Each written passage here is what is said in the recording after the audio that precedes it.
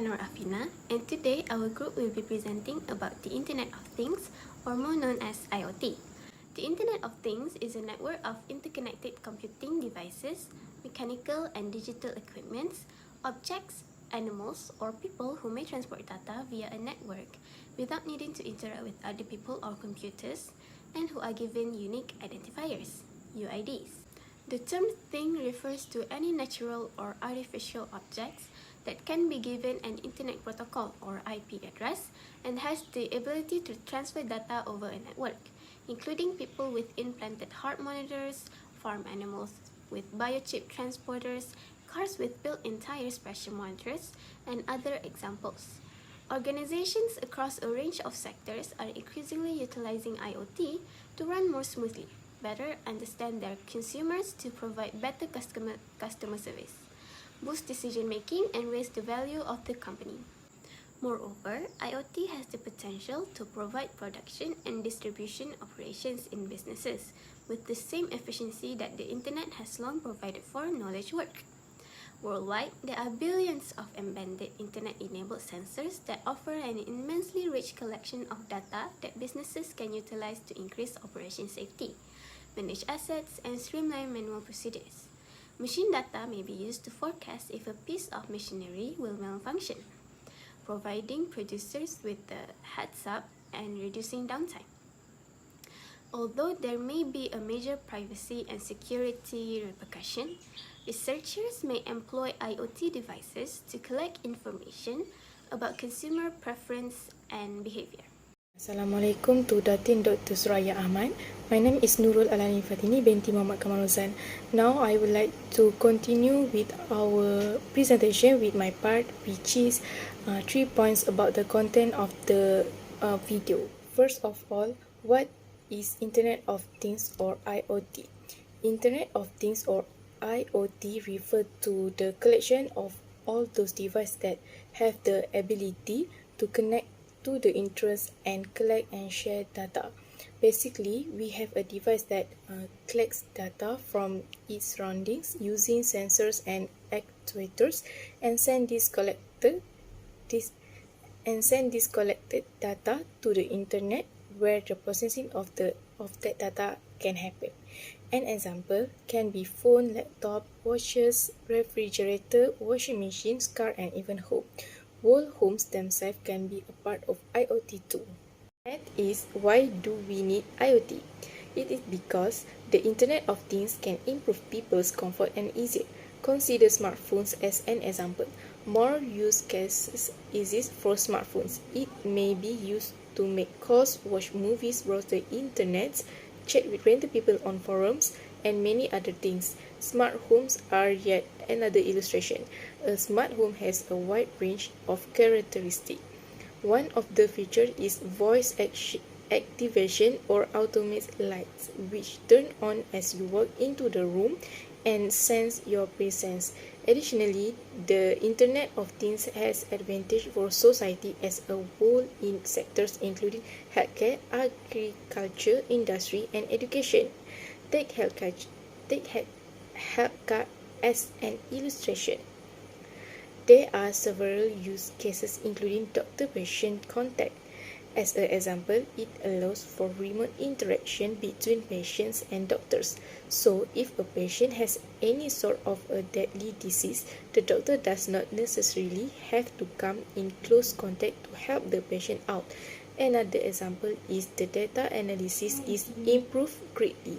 Now, doctors make amazing decisions and based on the time and the data they have given, but computers can sometimes make better decisions, and combining doctors and computer can give you the best diagnosis possible for the patient. Last but not least is how does IoT work? So basically, the Internet of Architecture have 4 layers. The initial layer of the IoT is sensing/device, which is essentially its item component. It has sensors and actuators that gather information from the environment according to specific purpose.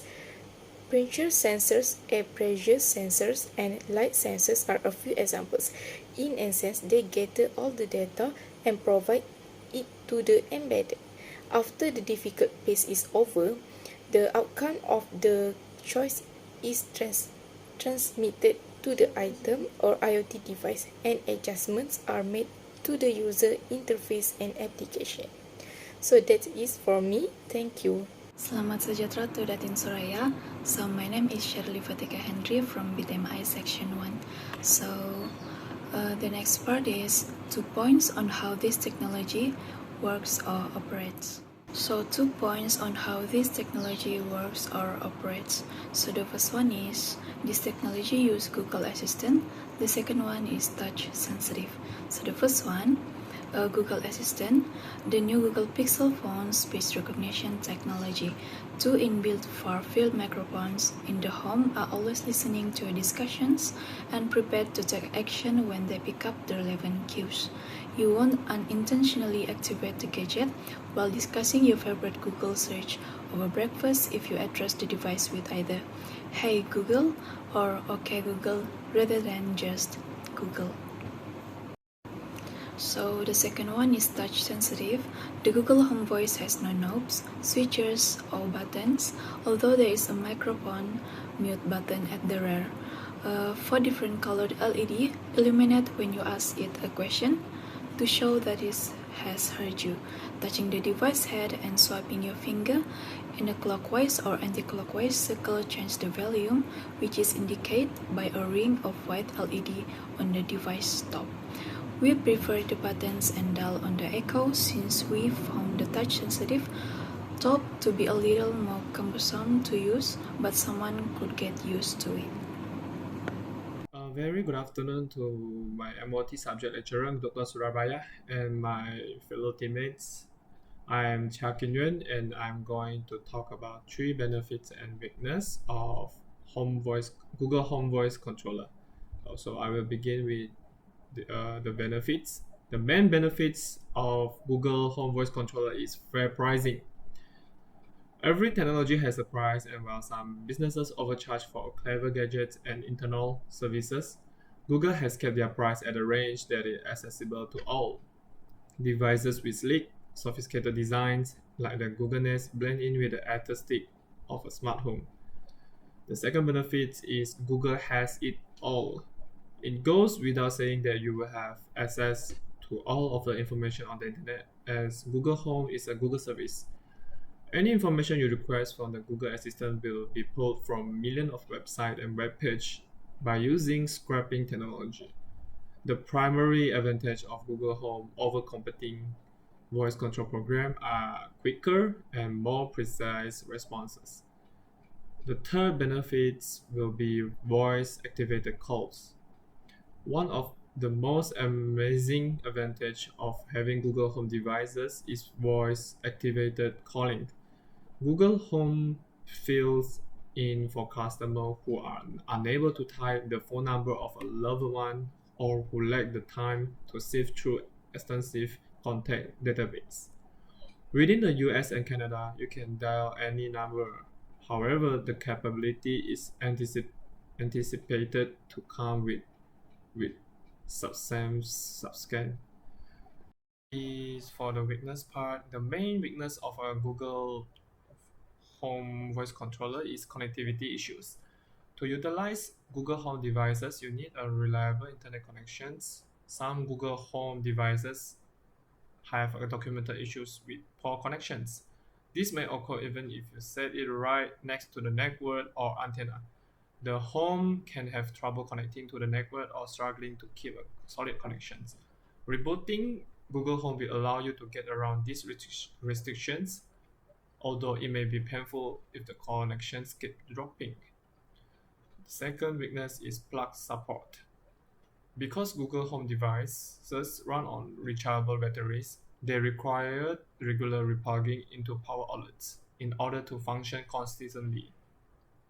Finding a suitable location to plug it in and get it to function can be difficult. Choosing the right position for the power source can be one of Google Home troublesome drawbacks. And the last but not least, compatibility issues. It is because that not all of the home smart equipment will pair with Google Home's devices for smart homes. Google Home can be used to control some aspect or smart home, but it is not as versatile as the Amazon Echo. That's all from me. Thank you. Good morning to lecturers and fellow group members. Now I continue with explaining 3 points how this technology can be managed in an organization or a business or an industry. Google Home Voice Controller can be managed in an organization through technology identification. Technology investment are risky and long-term. Thus, the identification activity reduces the uncertainties surrounding technological decisions by forecasting the future. Identification process includes technology auditing, forecasting technology, market and external environment, identification of capabilities, documentaries, and disseminating the information. Technology identification can be used to protect access to sensitive information and to prevent unauthorized access to system, networks, and devices.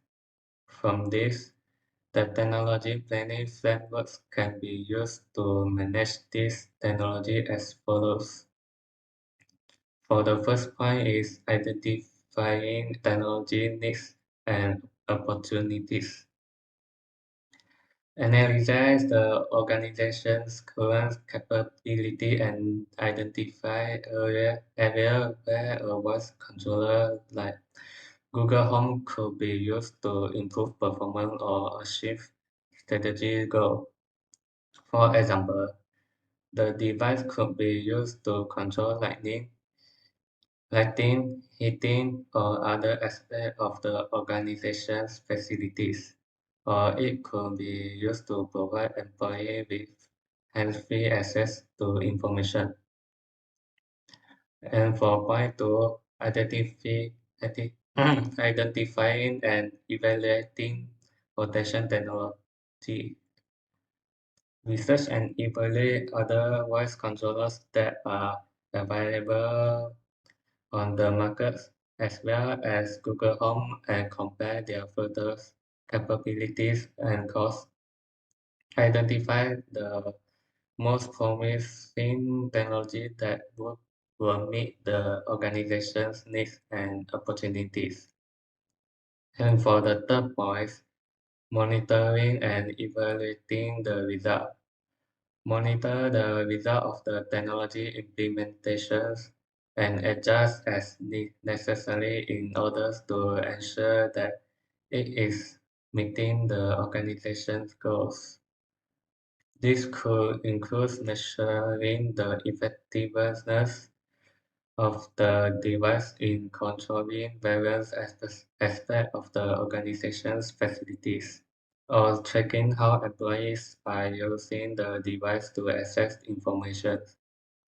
Those are my points to make. So that's all from us, Internet of Things, and I represent our group to say thank you so much.